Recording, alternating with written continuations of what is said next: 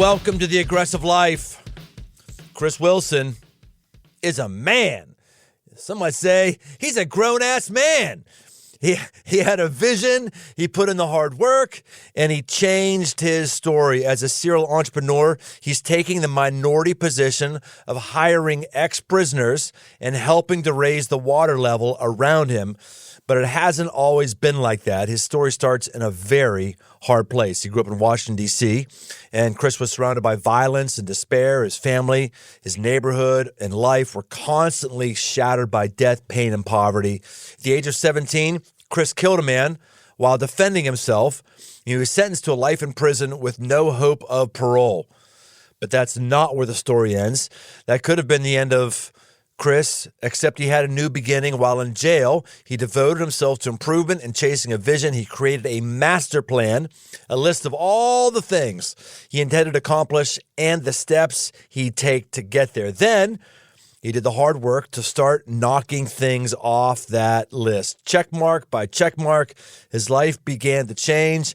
After 16 years behind bars, a miracle. A judge set Chris Wilson free, and he hasn't wasted a single day since. As an entrepreneur, he started several companies, and he employs returning citizens, helping men and women like himself get back on their feet. His book, The Master Plan, which I have right here, The Master Plan, My Journey from Life in Prison to a Life of Purpose, is a masterclass in positive aggressiveness. I can't wait to get into this with him. Welcome to The Aggressive Life, Chris Wilson. Thank you so much. I think this is the best intro I've ever had in my life. I really appreciate it. And thanks for having me on the show today. Well, you're welcome. You can thank Dirt. Dirt writes all the intros, I believe. So that's the only time I sound intelligent, when I read Dirt's words.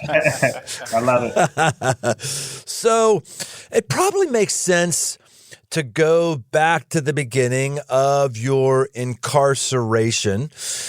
Take me back there. Why'd you get, well, I know why you got in there. You know, you killed a guy, but could you take us back to that specific moment, or is that just even too stressful for you to go back there? I see you're stretching your neck right now on Zoom. You're stretching your neck like, oh, do I got to talk about this again? Yes, you have to talk about it. It's not because of that. It's because I've been up painting all night. But so it was a really difficult time for me back then. You know, it made me think about, you know, the year that I was incarcerated, 1996. I actually put that number in a lot of paintings because it was the equivalent of me being teleported to some new type of planet or universe where the rules were different. And I just got really depressed. I was in a really bad spot. And I called this moment in my life my rock bottom moment. And it was the moment that I decided to stop falling. I knew that I could fall further, but, you know, I wanted to make a shift in my life. And so this is around the time when I decided to write up what I now call my master plan. And it was how I wanted to live my life, how I wanted to become the person that I believed that I was. And it was all the things I needed to do to get there and to live that life. And that was many years ago. That was over maybe 20, 24, 25 years ago. And I've been living that life ever since. And I've been helping a lot of people, you know, kind of find that switch within themselves and try to push themselves to be better. But this came, you had the master plan idea when you were in prison. Yes. It's a pretty amazing concept that we're going to get into. But take us back to why you got in prison. What happened that day? Yeah, I mean, I was like you explained, I was raised in a very difficult environment, and I was losing family members and friends to gun violence. My mom was in a really abusive relationship with a crooked police officer. And as a result, we had to endure a few assaults from this officer. Oh. And he lost his job because of this. But when he got out of prison, he started stalking our family. And there was no law against stalking back then, so there was nothing really we can do. We started carrying firearms, and you know, I lost a few family members. And then they came after me, and I ended up taking a person's life. And wait, hold on, Chris. You lost some family members. This was just random drive-bys, or this was associated with this officer? I can't prove it, but you know, we were getting threats, and you know, my cousin was shot and killed. My brother was with him in front of the house. They shot my brother. I don't know why it happened. We don't know why it happened. But these things started happening to us, our family. And so I started carrying a gun. Wow. Yeah. Wow. So let me make sure I get this right. Your mother's in a relationship with an officer. Yeah. Relationship goes south. Officer doesn't let go of her, your family, makes your life a hell. And whether other family members got killed, connect with the officer, or just the environment you were in, just the wheels start coming off. Absolutely. So Awful. you're 17, you're carrying a gun. What kind of gun are you carrying? 45 and a 38. 45 and a 38. Yeah. Okay. I have I like guns. I have some guns. I have my concealed carry. But I rarely carry. I should probably tell everybody in the aggressive life, I carry all the time, so don't mess with me. I carry all the time. I rarely carry a gun just because of the stress of having it with you, the stress of what happens if somebody sees it, what happens if I pull it at the wrong time, what happens. So I rarely have a loaded gun on me. When you think back to that day, do you wish you had that loaded gun? Do you not wish? I mean, I think you could say I might have been killed that day. Yeah. Or I might have, how do you think about that day? And I that? probably would be dead. A lot of my friends were dying at the time. And I acted out of fear. I mean, these were grown men who came after me. I was 17 and they were in their 30s. And I just was afraid. And it wasn't my intention to go out and pull the trigger and take a person's life. But they jumped on me and I just pulled my gun out of fear, and unfortunately, I took a person's life. I am thankful that I don't have to carry a gun anymore. I even think back when I did carry a gun, the stress of even carrying a gun, and I was carrying a gun illegally, of having to hide it under a car tire and put it in the bushes when you went into the store, to make your bank deposits. And who wants to live like that? Right. No, I don't. Right, exactly. Now, you went to prison. You got out of prison. We'll go back and do a deep dive about that in just a moment. But when you got out of prison, or you went to prison, so the reason was it wasn't self-defense. They just said this guy's 17. He's not registered to have a firearm. Was that the auspices of it? I mean, pretty much. And to be honest, I did not come clean about exactly what happened that night. And I actually was I wasn't there. I didn't do it. But eventually I confessed and told the truth about what really happened that night. But yeah, these men came after me. They followed me. I went to different places with a lot of people hoping that they wouldn't do anything to me. And they still tried to do something to me. And that's how it all went down. And I was charged as an adult and sentenced to life in prison. But I could have told the truth about everything that happened. And yes, these, I believe, were mitigating circumstances that led to someone losing their life. And you're in for decades in prison. And how was there a nonprofit that took up your cause and your case, and what did that process look like? Oh no, there were a few lawyers who had a sympathetic heart towards me and my story, and just took an extra effort in helping my case. And it was real. It was consistent, but it was a long period of time that they would come visit me. They would maybe try something else or try a modification of sentence, and I would always be denied. And then on the sixth attempt, the court said that they would be willing to hear my case and hear me out. I'm looking at you right now, and please do not be offended by this. Please do not be offended by it. But honestly, you have an innocent puppy dog demeanor about you. Thank you. You know what I mean? It's just you've got a face. It's got no stress. You're happy to be here. And so I'm going I'm happy. You are. Did you always have this demeanor and this presence? Oh, no. Okay. There was no picture of me smiling, I don't think, until the age of 23. No kidding. No picture exists. I don't think I've smiled in any picture. I'm sure I smiled in real life, but it wasn't reasons to smile back then and be happy. And I'm genuinely happy right now, living my best life. So what happened at 23 that made you smile again? I started to figure out what my purpose was in life. And as strange as it may sound, I was at a good place in my life in prison. And I really was embracing education. But I was just focusing on myself. And so around age 23, I think I became a mentor in prison, and I started helping other people. And it was a different kind of positive return on the work that I invested in someone else, helping someone learn algebra so that they can pass their high school diploma, or just, helping someone write an essay while in college and watching people flourish. It just did something to me that changed who I was as a person. And I think when I started focusing not just on myself, but helping other people, the blessings started to come back in my life tenfold. And that's actually when I got my sentence reduction. And that's when I came home and started making these strides in my life.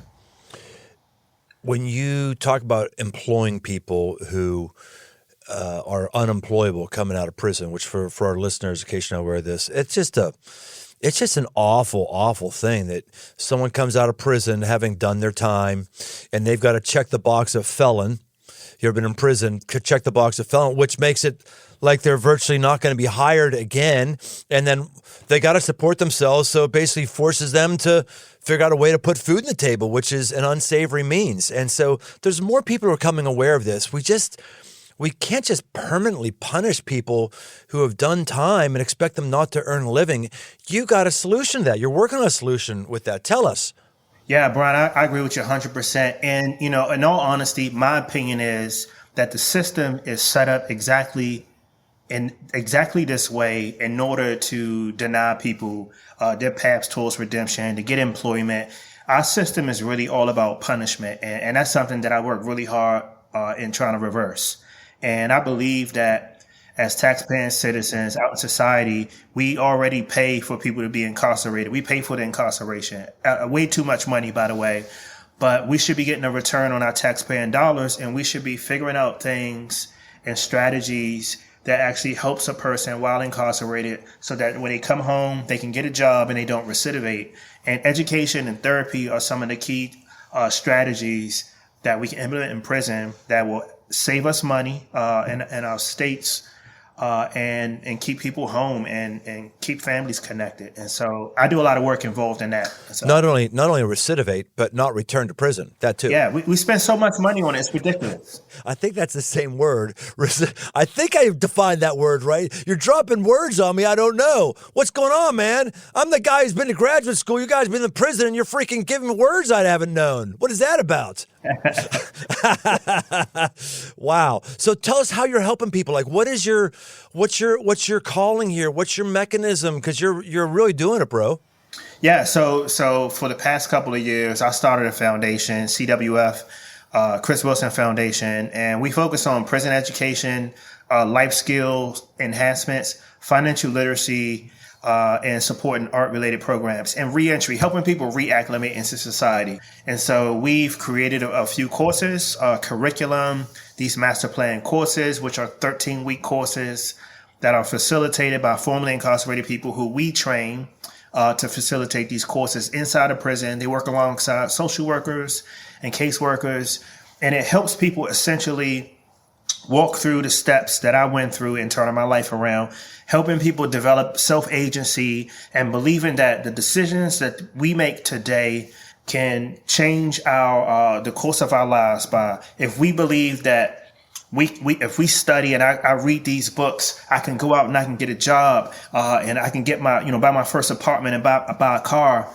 You start to behave differently. We help people learn about trauma and what trauma does to your body and how you can deal with trauma. We talk about career goals and helping people think through what is it that they really want to do with their lives, instead of just saying, I'll work any job because I have bills to pay. And so it's essentially these things. I know it's simple, but I think the right mindset, if people can develop the right mindset, they'll be unstoppable. And this is how I made it this far.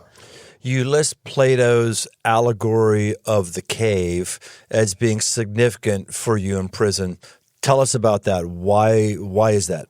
I literally think about Plato's allegory of the cave every single day. And it goes back again to mindset. And in this cave, for those who are not familiar with the story, these prisoners who are locked up in this cave all their lives, and these shadows that are cast on the wall, they interpret that as reality, and it's not real. And in some instances of the story, a prisoner escapes and discovers the real world. And he's either returned back to the cave or decides to go back into the cave. And now it's his responsibility to wake his friends up, to get them to see the real world. And so this ties into reality today out in society, where people may say, especially in the hoods, like, oh, my life is just my block. These four corners that I grew up in, that my daddy grew up in, that's all I know. I don't believe that I can be a lawyer one day, or I can go on vacation to Cancun, Mexico. And so they just don't see the world that way. But like those are people who are in the figurative cave. That's what it means to me. We did a tutoring program for years. We still have a lot of people at the church I lead, which is my day job, do tutoring for kids who are at risk. But we had a program that we owned and operated called Kaleidoscope. And I'll never forget the reorientation it was to understand the life of many kids in the inner city when we would go down and get them on a bus and bring them to our church, it's in city limits, but it's in a nicer area. And we thought about, well, do we just go where they are? We'll take all the people down there. And part of the argument was, no, we need to give these kids another experience outside of their not like we need to get them out of their area. We're afraid to go there. And we just need to give them a different experience. First day, because we're going down and pick them up, late afternoon. And we pick them up, we're taking the bus up. And this kid points over through the window and goes, "What is that?" And one of the volunteers on the bus says, What are you talking about? I'm looking out the window going, What are you talking about? That thing. Looks at him, looks out the window and said, "You mean the sun that's setting?" And I said, "Is that what that is? The sun setting? Wow, that's beautiful." Because they've only lived in a place where there was high buildings all around them. They've never actually seen a sunset. They were like 12 years old or something like that. That's example of the cave. When all you've been is in that thing, you can't see anything else. Yeah, that's exactly right. Yeah. And so I talk about it a lot. I look at the world that way, and I always try to see the beauty in the world, see the beauty in people, despite what you may see that's right in front of you. I try to see through it or further away from it. You've got this master plan. Is that what launched the master plan idea? Tell us about that. Yeah, it's one of those things where when I decided to write up, initially it was like a bucket list. I wrote up all these things that I wanted to accomplish, stuff that I wanted to learn, places I wanted to go, food I wanted to eat, and how I would be remembered. I called it my end game. And what people would say about me when I wasn't around. And so I knew I wanted to be an entrepreneur. I knew that I wanted to start a business one day that helped people, that improved my community. I wanted to travel. I wanted to buy my dream car, a black Corvette convertible. Some of the things were a little silly on the list because I was young when I wrote it, but I wrote it and it was my plan. And so every day after that, I started working backwards and I started doing everything to get me closer to checking things off of my list. And so I spent a large portion of my life studying foreign languages and going to college and reading hundreds of books and going to the dry erase board and just trying to strategize how I would improve my life. And so I've been free now for 10 years. And I've helped, just under 300 people get jobs in Baltimore City. I've started companies. I've traveled to 28 countries now. I'm helping a lot of people, thousands of people through my foundation. And so that's the smile on my face earlier. I'm just happy. I have a nice home. I got nice people around me and I'm doing good work. And so, yeah, I'm going to keep smiling. Well, yeah, you're smiling, a little puppy dog. And not only that, you look like you're 19. How old are you, dude? Oh, I'm actually 44, yeah. You don't look it, man. Yeah. You're 19. Black Corvette convertible. Did you get one of those black Corvette convertibles? Yes, black Corvette convertible and the black Ferrari convertible. You got them both, huh? Yeah, they downstairs. Yeah, I think that's there's some people who go, "Oh, you don't need a car. Oh, why would you have a goal like that?" But I love that because it's a sign to you. That thing's a sign to you that you made it, that you got out. Yeah, absolutely. And it's one of those things, like I keep this little small Matchbox car over my desk. It's a little Corvette, like a 57 or something. Yep. And my mom used to tell me when I was young, she used to bring me these little cars. And I was like, I'm gonna get this car one day. She says, well, you got to do the right thing. You got to work really hard, and you go out and get it. And so for me, it's just one of those symbols of there was something that I wanted. I worked really hard for a long time, maybe 20 years. And I went and brought my dream car by doing it the right way. And you can apply that to anything in life. Could you tell us other things that were on this master plan? Is this basically a bucket list of things you want to do? Yeah. And do you keep adding things? Do you check things off and add things on? Just give us some examples there. Yeah, so I do add some things to it, but some of the things that are on there originally were make sure I write everything down, my goals, taking my life more serious, creating a personal board of advisors, and these would be people who would help advise me through all aspects of my life. So I currently have maybe 5 or 6 people on my board.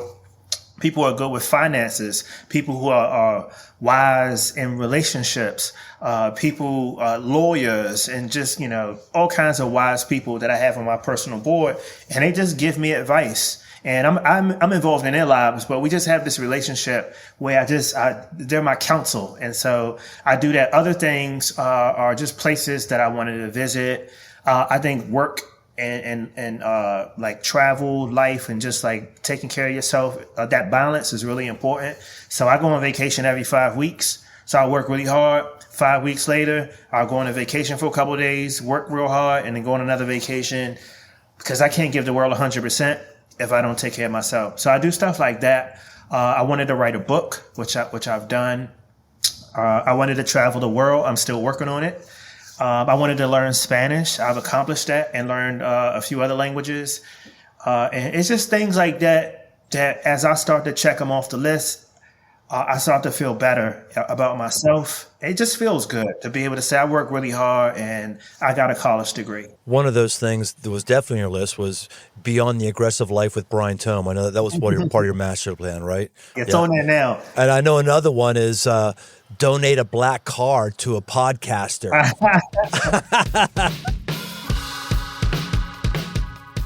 Today's podcast is brought to you by Athletic Greens. It's a product I use every day. I started taking AG1 because I don't watch my diet too closely, but I know that I'm getting all the vitamins, minerals, and nutrients I can, as well as hydrating with 12 ounces of water right off the bat at the beginning of the day. One scoop of AG1 has got 75 high-quality vitamins, minerals, whole food source superfoods, probiotics, and adaptogens. And it doesn't taste like it. It actually tastes great. AG1 is a micro habit with big benefits. For less than $3 a day, you can take care of your health and invest in your future. It's recommended by professional athletes, health experts, and me. To make it easy, Athletic Greens is going to give you a free 1-year supply of immune-supporting vitamin D and 5 free travel packets with your first purchase. All you have to do is visit athleticgreens.com/aggressive life. Again, that's athleticgreens.com/aggressive life to take ownership over your health and pick up the ultimate daily nutrition insurance. So go get you some, and let's get back to the show. I always struggle when I hear people have a master plan or a bucket list because I've been really poor at that. I'm actually, with anything planning, I'm really poor at. I'm not poor at doing things, getting things done. I've done, the aggressive life is basically, hey, if you think about it, just aggressively go after it right now. So I don't have for a lot of people, I've got these lists of long things they could actually do today. They could actually do them this month, this year. They just keep putting it off and putting it off. And I'm like, hey, if I can do that, like, bam, I'm gonna like make that happen and plan it out right now. But I always wonder if I'm missing something by not having a list like you have. Do you think that I should have a list like you have? I do think you should have a list. And one of the other things that are on my things to do is you got to have accountability partners. So first, yes, you should have a list. You should write some stuff down, some goals or whatever it is that, you define a beautiful life as. You share your list with someone and say, over the next 5 years, here's what I'll focus my life on. Here's the things I'm going to be doing. And every time you see each other, or you see this person, they should hold you accountable. they should ask you like, so what's the status? You get your high school diploma? Did you get your college degree? How are you in Spanish right now? And they become your accountability partners, and that's another thing that you can do so that you stay focused. How many things should be on your master plan list at any given time? It's up to the individual, but my list was 2 pages long. I think front and back probably. There's a lot of stuff. Some stuff was home cooked lasagna or go to the Picasso Museum, stuff like that. That'd be a really fun exercise, actually, redoing that. Yeah, you should do it. Dirk, do you have anything like that? You and your No, wife? I don't. I don't have anything written down, and now I feel like I should. Yeah, that'd be a It'd be a fun dreaming activity, Yeah, it really would. My professors in business school call it applied dreaming. You dream about it, but then you apply it. It's like, all right, I got to really like work towards doing this.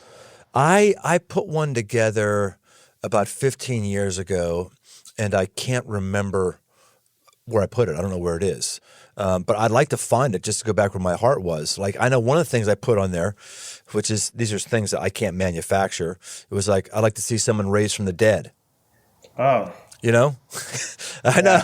how you pull that off? But yeah, I know. I can't pull that off. I can't. I mean, God can pull that off.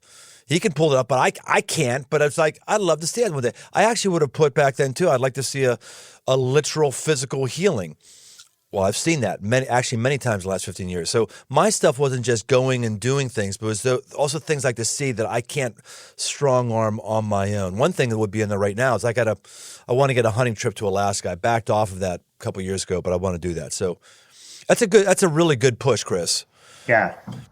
I'm gonna hold you accountable now. So next time I talk to you, I'm gonna ask you, have you made any progress? Ooh, that would be an interesting follow-up. I got to tell you, man, I'm really not liking this podcast at all because you're making me feel like a loser. You are, man. You're making me feel like a loser. Like, you're mentioning all the languages you've learned. I know one, it's called English, and I've failed at learning Spanish so many times. And so you're pushing me on that. I don't like that at all. I need it, but I don't like this idea of, okay, I got to start getting better planning. I need it, but I don't like it. So you're pushing me really well, man. Thank you. Yeah, you're welcome. You're welcome. You say in your book, let me just quote it for you. Quote, "I'd like to say I panicked. I'd like even more to say I was trying to miss. But I can't lie, I have to take responsibility for the things I've done." Speaking of pulling the trigger.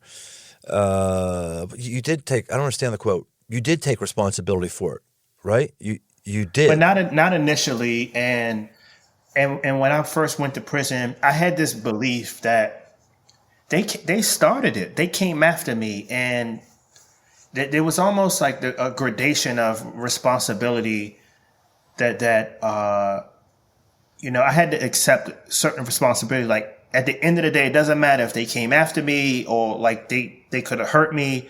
I still performed the act of taking a person's life. And so I had to just accept that. And that was the only way that I can genuinely have remorse and move forward. And it took a long time. It took some years in prison for me to really like grasp that and understand it. Okay. Chris, I'm not your parole board. You already got out, okay? Yeah. All right. No, I'm serious. I am too. Like, this sounds really awful, but I'll say it before I say it again. Sometimes violence is the answer. And anybody who does not understand that has never been bullied, have never been picked on, they've never gone to World War II. Sometimes you had someone who was trying to kill you and had killed other people you know. I'm trying to make you feel better. Like, dude, I'm not sure you did anything. I'm not sure you did anything wrong. Yeah, you shouldn't have lied, I guess, and the cops came to you at 17. Yeah, but Yeah. I think force was, if not justified, at least understandable here. Yes? No? No, I appreciate that. I just wish that it never happened. Oh, okay. Amen. Right. Yeah. Just Right. wish that never happened. I love that. That's completely true. I hope I never take a human life. I never do. What's the aftermath of that like? I mean, is there stuff in your mind that replays that again and again? Is the taking of a human life different than the taking of a animal life? I don't know if you ever hunted or done something like that, but what kind of, how was it awful? Or was it just another action that led into death? Yeah, I will say, I mean, I don't think I can accurately describe it. But yeah, you think about. I had a chance to really like think about through certain groups that I participated in, Victims Impact Group, to hear what it feels like to lose a family member. I know what it feels like to lose a family member, but just like no one wins when someone's killed in society. There are multiple families that are impacted by it. I think a lot about it. I have nightmares sometimes. Yeah, I mean, I think about it. It's just something that it's a regret that I have. And like I said, I wish it never happened. But, I spend the rest of my life trying to atone for what happened and try to help other people not be in situations that I was in that led me into prison or that led someone being killed. Yeah. How many people do you personally employ? At the moment, I'm actually not sure.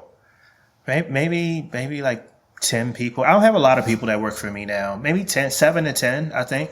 But we're hiring right now, so we'll probably be at like 12 or 13 in the next couple of weeks.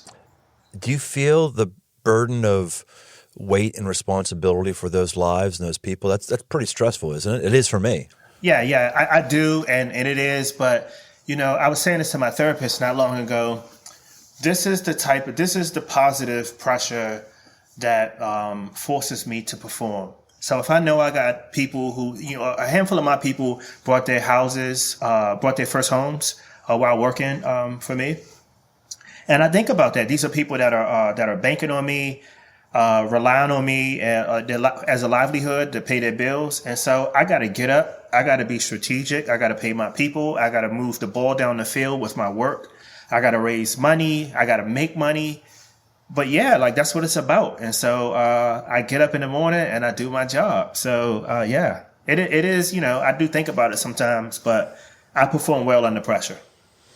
When you were in prison making your master list, was there one on there that said employ 10 people and take willful stress on my life to help others?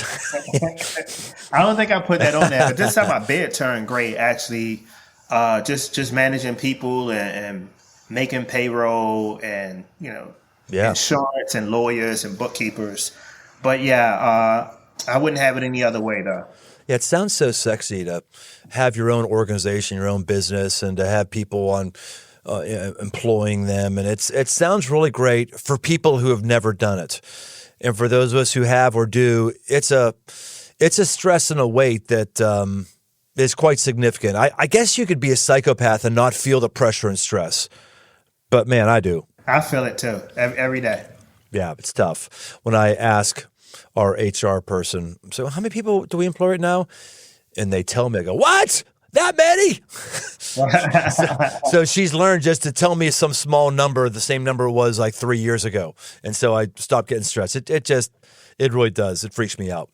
When you got out of prison, your first day, what was that like? What'd you do your first day? Did you start on your master plan the first day? Take us back. I did actually. My first day, this is a little, I don't think it's strange, but I spent the entire night online on YouTube and just Googling stuff. I just couldn't believe that I could type in a question or instructional video. And it was so much shit that I didn't know. Excuse my language, but I wanted to learn how You do not say shit on this podcast. Say it right now.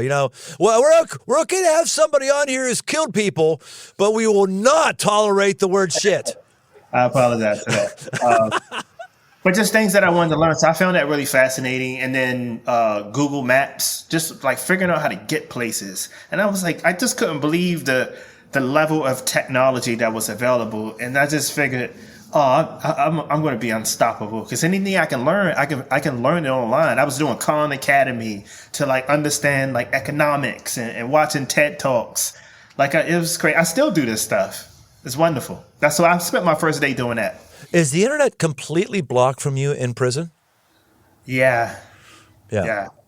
So your first day, you're just overwhelmed by opportunity, possibility, internet, all that sort of stuff. Was there a crash where it was like information overload and freedom overload, and you just like I can't compute? Nah, it never stopped. I would say the exact opposite. I was like Neo in the Matrix. I just started reading the binary code, and I just started going down the rabbit hole of just learning and studying and applying for jobs in college. I just started going crazy with it, and I don't think I've ever stopped. I don't think I've ever stopped. I get up early in the morning. I listen to a whole bunch of podcasts. I watch YouTube videos. Anything. I just enjoy it. I love to learn and study. I read a new book every week. And so this is my food. How long have you been out of prison right now? Over 10 years. Going on 11, actually. 11 years. And you were in for how long? 16 and a half. 16. Okay. Is there any perspectives that you have that you say, man, this isn't a problem? I know a problem was being behind bars for 16 years. Is there any way that you look at problems differently or challenges differently that you might be able to counsel us? Like, finish this sentence, like, all you people who've been to prison, you should never have a stressful day because you should realize blah, blah, blah, blah, blah, blah, blah. I can try to answer this question, but what I will say that given my experience, I look at life differently in the sense that my perspective on life is calibrated in a certain kind of way where I expect things to go wrong, Murphy's Law, stuff to happen, and how do you pivot? How do you get back up? How do you be resilient? And so those are things those are transferable skill sets from prison that I still employ today. But I also think about the importance of dreaming and strategizing on how to accomplish things or how to live a good life. And those are mindset skills that I developed while in prison. And so it doesn't matter what it is. If I needed to learn how to write computer code today, I would come up with some plan to do it. I would probably use the chat bots, the new AI, artificial intelligence, to write the code for me. But anything that I want to do in life today, I think my past experience, the way I would approach it is just different. Like, I'll write things down, I'll strategize, and I'll also walk away from stuff and say, this isn't worth it. I'm going to walk away just because I learned that in prison. Yeah. What podcasts do you listen to regularly? I listen to a lot. Most of my friends just other than the aggressive life. What are the ones you listen to regularly? I listen to a lot of like Freakonomics, a lot of like nerdy economics stuff. A ton of art podcasts about auction houses and strategies and museum acquisitions. So I like to nerd out on stuff like that. I don't think I have a specific favorite one right now. I don't think. But I just listen to them all the time. People just send me stuff every day. Literally, I just listen to it, and I just find stuff fascinating. I like really interesting people, too. People who defy the odds, the hero's journey. And so I love to listen to stories of people, the comeback kids, and people who just bounce back. In prison or right now, were you or are you bitter towards God and the hand that was played in your life, or is even the thought of God just not a presence in your mind, so therefore you don't wrestle with it? I've never been asked this before. I would say I've reconciled with God while I was in prison. I went through moments in my life where I had lost my faith, and I remember praying for signs for a while, and I remember like it was yesterday, getting a few signs from God, and I've been guided on the right path ever since. And so I don't think I have any like doubt or question in a higher power. And I think, I'm living my best life right now, and so I definitely have to thank God for making it this far. I mentioned before that when we started, you had that happy puppy dog face. And then as you just talked there, I could tell without trying to, tapped into something deep. You start talking about signs, and your face went very stone cold and emotional. So I know there's something personal there. Would you mind like telling us what one of those signs were, or how you interpret it as God was present? And you said you don't get asked this stuff. Yeah, because many people are afraid to ask what the vast majority of Americans believe, and that is God. I believe God as in Jesus. Other people see God as something different. I'm not trying to split hairs on whose God is right. I'm just seeing that we're a little bit afraid to have a God conversation when the vast majority of people have something internal that they're leaning on. So if you wouldn't mind letting me into your heart there, that'd be cool. Like, what's a sign? Yeah, I mean, one sign was I was working really hard in prison, and I wanted to be free again. I wanted a second chance to live my life. And I didn't get that chance until I started praying. So like on the sixth time and I started praying, that was my first sign. There was other signs where I just wanted guidance to make the right decisions in stressful situations that ended up helping a lot of people.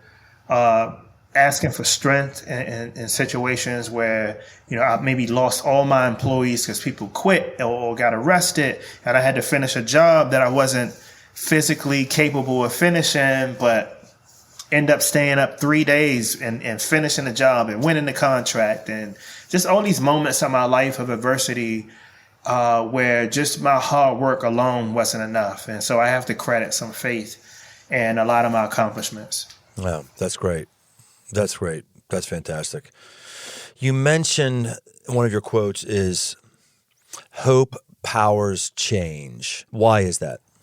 You got to believe that these ideas and these visions and your end game is actually possible for you to get up and work really hard to do stuff. I had a homie who reached out to me, said, I'm going to go to school to get my trucking license, and I got to go to school for like a couple of months.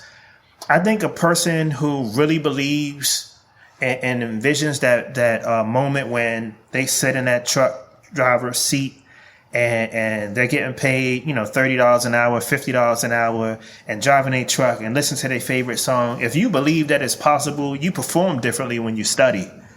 Versus someone that's just like, I'm going to do this because someone said I should do it. I probably won't pass my exam anyway. I don't know why I'm doing this. This is dumb. They're not going to perform as well as someone who believes that they'll have an actual career if they put this work in. And so it's just that mindset, which I think is important. That's a really good word. When I was asking about prison and all that, my prison was going to school. I wasn't good at it. It was traumatic for me. Bad memories, still the most recurring nightmare I still have, just had it the other week, was I've got a test tomorrow and I'm not prepared for it and I'm going to flunk out. It's there all the time. It's like a prison. I really can't get over it because I have so many bad memories that were really induced by me. I'm not blaming it on education. It was induced by me because what you just said right there, I wish I had understood that when I was in grade school, because I always viewed education as a moral responsibility, because that's how my parents pitched it to me. It's a moral responsibility. Well, I wasn't driven by moral responsibility. If I would have understood someone say, Brian, school's going to suck, a lot of it, but here's the thing. It's going to be difficulty, and life is difficult. That's going to give you more opportunity. It never dawned on me like, oh, you mean if I go through this and do something I don't want to do, but I do it well, I could make more money and do more things. Like, stupid ass me, I never got that. Yes, that's exactly right. That's exactly right. And yeah, it's important. Mindset is critical. All right, now we come to our time, Chris Wilson, where we have the lightning round. Lightning round is when I ask you something and you answer it quickly like a bolt of lightning, like no long soliloquies, just are you ready for the lightning round? I'm ready. All right, here we go. Most aggressive move you're making right now? I am studying French. Oui, oui. The one thing every entrepreneur needs to do? Make sure that you have a very strong, intelligent board of advisors. The next business adventure you're excited about? Ed tech. I'm building a software course. Oh, interesting. Okay, let's go off the lightning round for a little bit. It's called Ed Tech? No, it's educational. It's educational technology. Yeah, just building coursework content for folks to help them learn and think differently. I'm super excited about that. Sweet. All right. Biggest thing returning citizens need upon their release back into society? Emotional support. it's not just a job or a place to stay. You need a few people who can support you this transition, this cultural shock, or reacclimating back into society. Great. You mastered the right lightning round. Very, very good. You actually kept the rules and had coherent, good things to say. Dirt, that's rare. That is very Rule rare. follower. Yeah. Very rare. Oh yeah, you're a rule follower. Yeah, you carried a gun that you should have carried and killed somebody. Oh yeah, you're a rule follower, Chris. Yeah, real rule follower. Yeah. All right. Hey man, I'm just joking now. I feel like we're best buddies. Like that's something I would have said if I knew you for like a few months and we had some beers in us. We haven't. I just kind of poked you having fun. We've only known each other for 50 minutes. But I got to tell you, I'm really impressed, hyper impressed. You face so much tragedy. What's the key to dealing with tragedy and heartache and PTSD? Because you had more, definitely more than I have. What do you do when you're feeling that?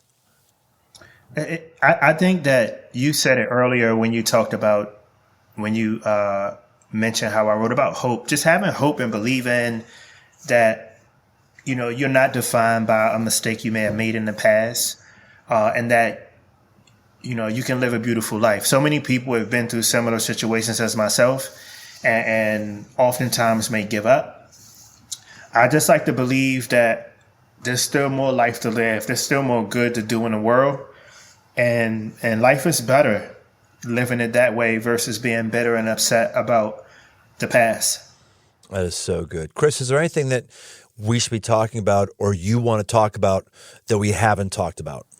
No, I think people should follow me on Instagram, Chris Wilson's Life, and follow my endeavors, all my art projects, and check in on my foundation, chriswilsonfoundation.com. We're doing amazing work. I work alongside ninjas who are really good at their jobs, and I'm happy. That's good. I was just going to ask you that next. Like, give us your stuff so we could follow up with you. This is really good.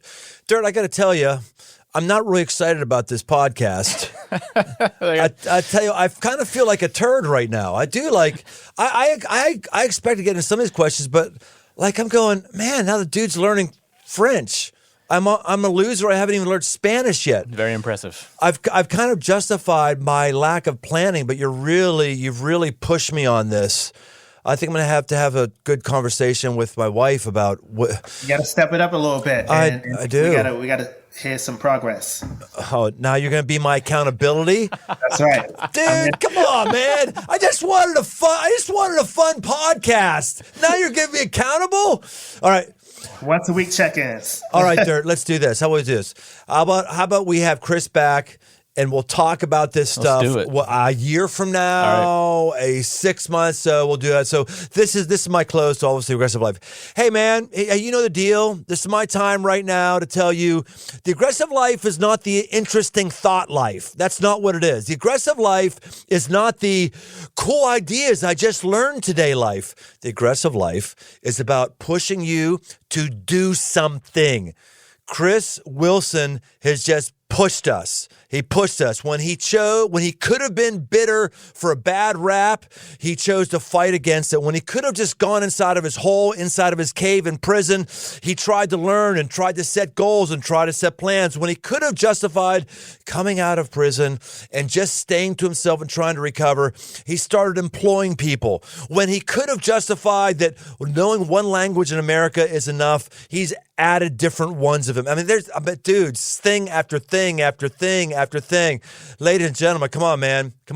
This guy, seriously, this guy has spent most of his life with a foot in the bucket. Most of his life with pain and difficulty that someone like me has never had. I've never had my wife or my mother in a affair with a police officer. I've never felt bullied by police officers. In fact, one just gave me a warning and a traffic citation today. I've never felt like they were coming after me. I've never had to recover from prison. I would go on and on and on and on. I don't know if I had any one of those things, what I would be like. And that's why, Chris, you inspire me. All these things, one after another. You keep pushing. You keep pressing.